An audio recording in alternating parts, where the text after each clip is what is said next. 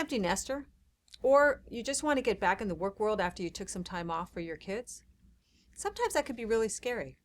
Where do you even start? How do you know what you're good at anymore? And how do you put your resume together? Very complex questions, but all answerable. I'm Sarah Heiner, president of Bottom Line Publications, and this is our Conversations with the Experts, where we get the answers to your tough questions from our leading experts. Today, I'm talking to Nancy Colomer, a leading career coach, speaker, and author of Second Act Careers, 50 plus ways to profit from your passions during semi-retirement. So welcome, Nancy. Thanks for having me. So where do you even start? Sometimes it's just so scary. You've been out, your skills are rusty. Like, how do you even start to think about where to go back in? Yeah, the first thing you need to do is think about what it is that you want to do, which sounds really obvious, right? They've been taking care of kids forever. Like, they don't even know sometimes what they want anymore. Yeah. You know, the worst thing that you can possibly do in this situation is to say to people, well, I'll do anything, because that way you come across sounding desperate and unfocused. So really, really critical to take the time, think about your old work. What were the parts and pieces of that you might like to continue with? Think also about the time that you've been at home. A lot of people develop wonderful skills during the time they're at home through volunteer work, through personal life experience. And so spend some time analyzing that so that you get clear on a direction. But once you've done that, chances are that you are going to need to polish up your skills. As soon as you've been out of the workplace for a period of time, one of the best ways to quickly get up to speed and get ready to get back into things is to take a class. And I'm not necessarily talking about going back to school for a full-blown degree program. In today's world, you can go back and do a certificate program. You may only need to take some online courses, but by doing that, you do a couple of things. One is you put yourself in a community of people who have similar interests. Those could be people who you can network with to find employment.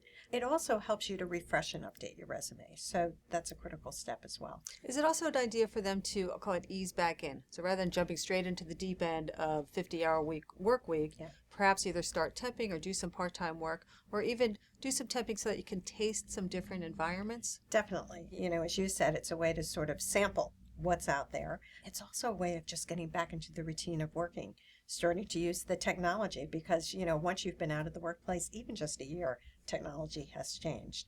So it gives you an opportunity to do that, to learn some new skills, to meet some new people. Temping can be a great way to get out there and not only polish your skills.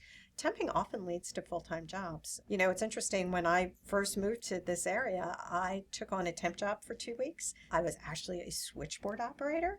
And because I was in the company, though, and was able to speak with people, and they said, well, what are you really looking for? A year later, I ended up back with that company as a director of HR. So you never know where those conversations are going to lead. Yeah.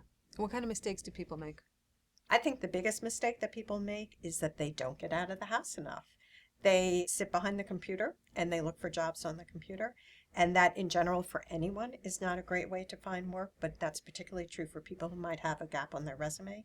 So really important, in addition to doing things like temping or volunteering, is just get out and start talking with people. Because, you know, chances are by the time you've been home for a while, or perhaps you're older and you're going back to work, you have a lot of networks and connections that you can tap into. We all know people find jobs through networking, especially true for this age group. So get out of the house, get out there, go meet people, go to conferences. That can be a great way. I one time had a client who had been out of the workplace for a while.